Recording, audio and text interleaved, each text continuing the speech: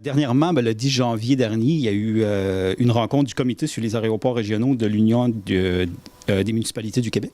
Pouvez-vous nous expliquer c'est quoi en gros le but de ces réunions?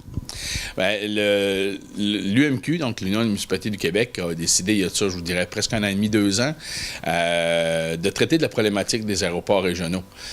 On connaît l'UMQ pour sa proactivité, puis donc sa volonté de faire avancer des dossiers.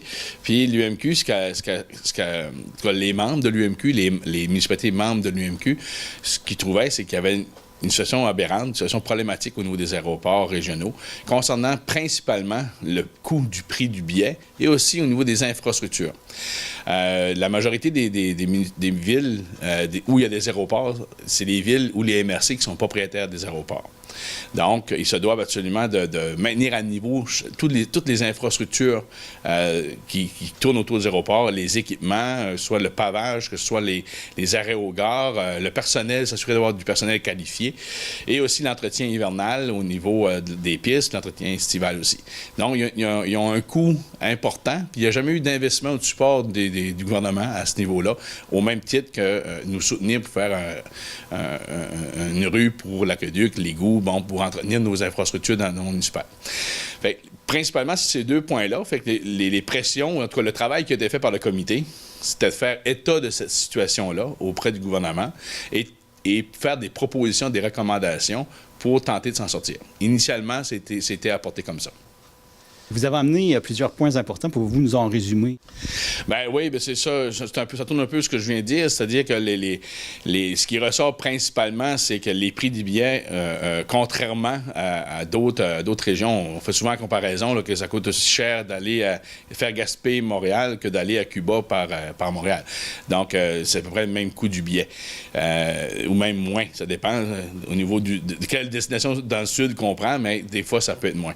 On prend cet exemple-là. Ce qui est ressorti de nos études, c'est que les prix des billets, dans le coût du prix du billet, il y avait beaucoup de frais associés, et que ce soit des frais d'atterrissage, des frais d'entretien, etc., etc., etc.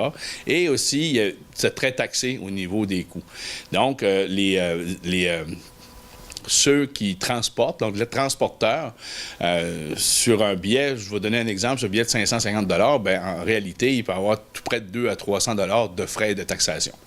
Donc, le vrai coût de billet n'est pas tellement énorme.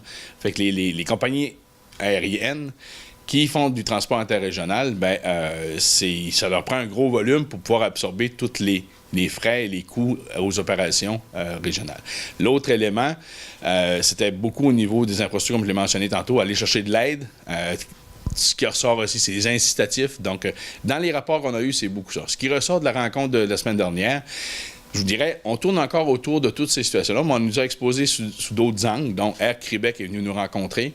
Air Québec, et la destination, c'est beaucoup le Nord. Donc, eux autres s'occupent beaucoup du Nord. Puis, c'est une compagnie, bien sûr, autochtone qui dessert certains villages autochtones. Donc, à ce moment-là, il y a un coût inhérent à toutes ces destinations-là. Eux sont venus. On a aussi Alliance Touriste Québec qui sont venus aussi nous faire une présentation sur les possibilités de développement touristique. Puis il y a aussi Air Canada qui est revenu nous rencontrer encore une autre fois pour nous faire état un peu de leur avancée au niveau des possibilités et des scénarios possibles pour faire du développement interrégional. Puis vous êtes satisfait de cette rencontre? Je vous dirais qu'on avance, on ne recule pas. L'UMQ a toujours traité ses dossiers pour s'assurer que ça avance, puis on est en préparation pour le sommet qui va se tenir le 2 février prochain à Québec, à Lévis. Donc, c'est toute une préparation qu'on a, mais on continue à faire avancer les dossiers, sensibiliser, s'assurer de trouver des solutions. On pose des actions concrètes pour pouvoir arriver à sensibiliser le gouvernement de l'importance, puis sensibiliser aussi les transporteurs de l'importance du transport aérien. De notre côté, à Bonaventure, si je peux faire un parallèle, mais à Bonaventure, on a décidé ici, les gens d'affaires de Bonaventure m'ont mandaté, ils m'ont donné un petit défi en disant, regarde, il faut qu'on développe l'aéroport.